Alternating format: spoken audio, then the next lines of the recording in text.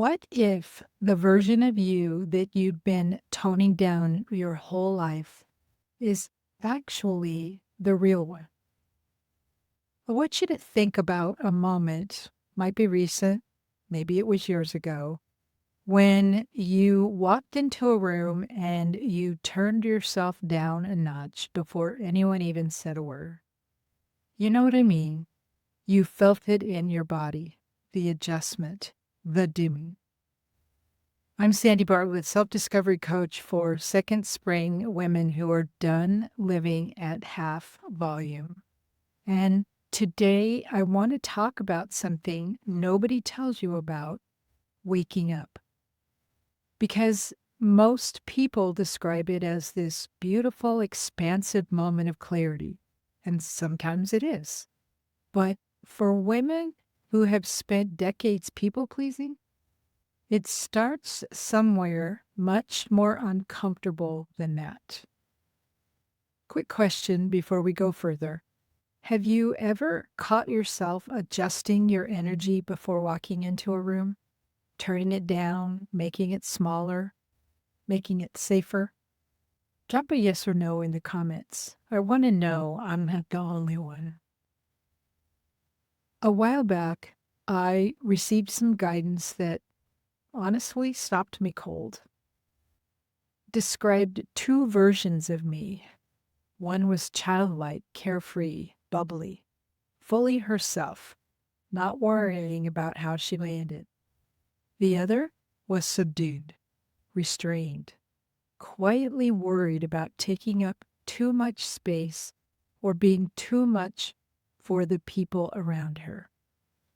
And the message was clear. There's a tug of war happening inside you. Your soul self wants to come all the way out. Your conditioned self keeps pulling her back. I sat with that for a long time because I recognized both of those women. The bubbly one who wants to talk about things most people don't talk about, and the one who scans the room first, reads the energy, and decides how much of herself is safe to bring out today. That second one, she learned that skill young, and she got very, very good at it. Which one shows up more in your daily life right now? The version of you that's fully herself, or the one that's managing how she comes across? One word in the comments. I'm genuinely asking. Here's what nobody tells you about waking up as a people pleaser. It doesn't feel like enlightenment at first. It feels like disorientation. Because the moment you start to see the pattern, you can't unsee it. You notice the adjustment happening in real time. You catch yourself shrinking mid-sentence. You feel the moment you override your own knowing to keep the peace.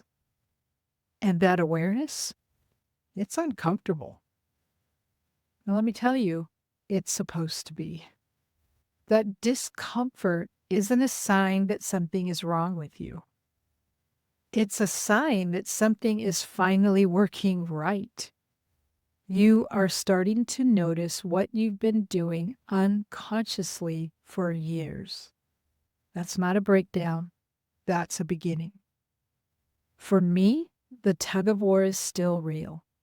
I won't pretend it resolved itself neatly. I'll tie it in a bow. There are still moments when the subdued version wants to stay quiet, stay small, stay safe. But I know her now. I can see her. And seeing her is the whole first step. You don't have to fix the pattern today.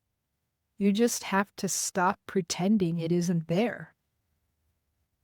If any of this is landing for you, if you're in a season where something in you knows something is shifting, but you can't quite name it yet, I want to invite you into my community. It's called Journey to Self, The Awakening. It's a space for second spring women who are ready to stop turning themselves down. The link is in the description. Waking up doesn't arrive the way you think it will. It doesn't come with a trumpet and a clear set of instructions.